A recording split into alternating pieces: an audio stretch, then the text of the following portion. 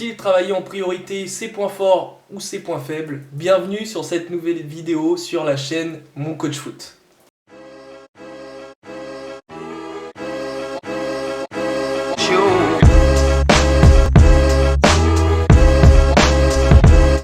Salut l'équipe, j'espère que vous avez tous la forme, mais avant de commencer cette vidéo, n'oubliez pas que vous avez toujours deux guides gratuits selon votre poste, donc défenseur ou milieu de terrain, le lien est dans la description. Mais surtout, j'ai une très grosse annonce à vous faire parce que suite au nombre de déceptions, mais surtout à toute la motivation que vous m'avez donnée, parce qu'il y a eu quand même 172 inscrits sur le formulaire pour intégrer le suivi Excellence Mon Coach Foot, j'ai décidé tout simplement de me mettre à fond dans ce suivi vraiment et de donner encore plus de temps, donc c'est-à-dire d'ouvrir de nouvelles places. Mais avant, il y a un live auquel vous pouvez accéder. Le lien est aussi en description, c'est marqué. Le live sera du coup jeudi, là, le 28 mai à 18h30 pour que vous en sachiez tout simplement un peu plus sur ce suivi. Donc je vais vous l'expliquer en entier, en détail, et vous allez surtout pouvoir me poser toutes vos questions. Comme ça, ceux qui n'ont pas été sélectionnés auront une deuxième chance surtout, parce que j'ai vu vraiment beaucoup de gens motivés, donc vous m'avez donné beaucoup de force. Donc je vous invite à ce live, cliquez sur le lien et maintenant on va pouvoir enfin commencer la vidéo. Donc travailler ses points forts, ses points faibles, on en entend parler tout le temps, de toutes les sortes. Non, il faut travailler ses points faibles, c'est super important. Mais non, autant perfectionner ses points forts puisque maintenant c'est nos points forts, etc. C'est vraiment une question très difficile et très controversée dans le monde du foot, mais surtout dans beaucoup de sports. Aujourd'hui, je vais tout simplement répondre en 3 parties, je crois, à cette question qui est difficile pour beaucoup de footballeurs et de footballeuses.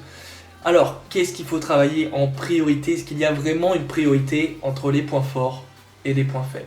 Déjà, premièrement, si tu es mineur, ne te pose surtout pas cette question, d'accord?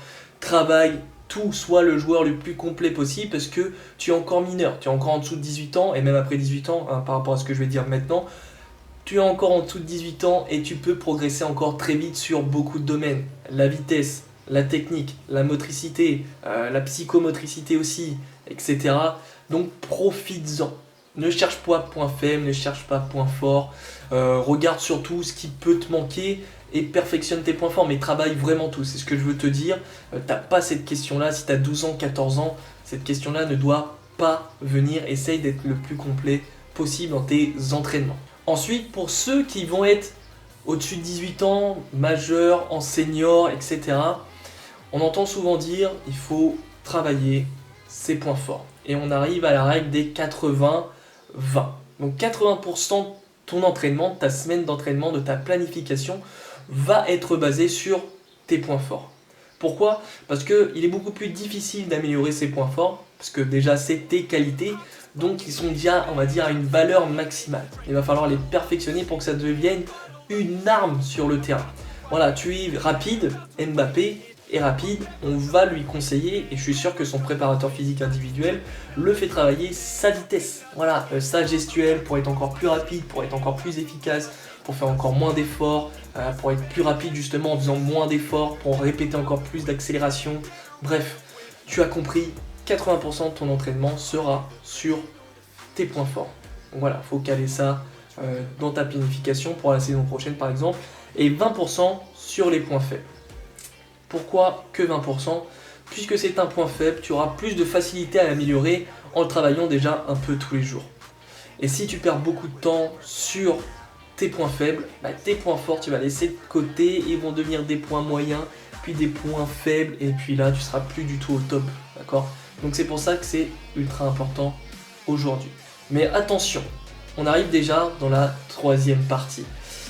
Forcément, au foot, il y a des qualités qui sont essentielles. Déjà, premièrement, si tu n'es pas rapide, explosif, surtout sur les premiers mètres, si tu n'es pas technique, si tu n'as pas d'intelligence de jeu, et que c'est ça tes points faibles et que tu travailles qu'à 20%, là c'est difficile parce que c'est des éléments essentiels au foot. Donc là, du coup, la règle des 80-20 ne rentre plus en compte. Et aussi, quelque chose que tu dois forcément prendre en compte, c'est ton poste.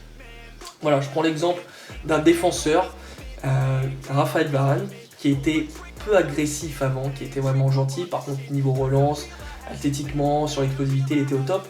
Mais dans l'agressivité, c'était un bébé. Et il l'a amélioré et c'est devenu un défenseur vraiment beaucoup plus complet.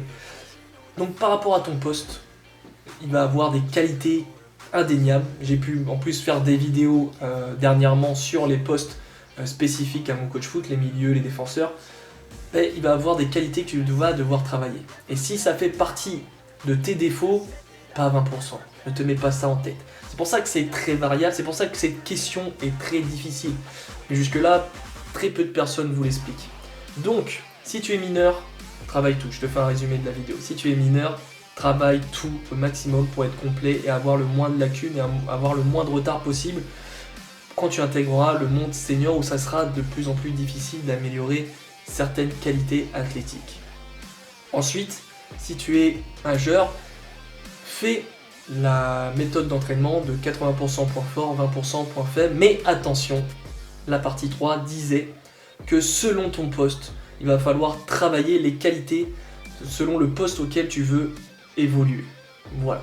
Si aujourd'hui tu n'es pas assez agressif, peut-être te rediriger vers un poste d'ailier, mais si tu étais défenseur central, c'est qu'à mon avis, il te manquait beaucoup de qualité pour le poste d'ailier. Donc, à toi de travailler dans la bonne direction à partir d'aujourd'hui. J'espère que cette vidéo vous a aidé. C'est ultra important de comprendre ça, d'arrêter de se prendre la tête avec points forts, points faibles. Donc, cette vidéo, je pense, vous a permis de répondre à cette grande question. Sinon, je vous rappelle qu'il y a un live jeudi à 18h30 sur le suivi Excellence Mon Coach Foot. Le lien est dans la description, c'est totalement gratuit. Tu rentres ton prénom, ton adresse mail.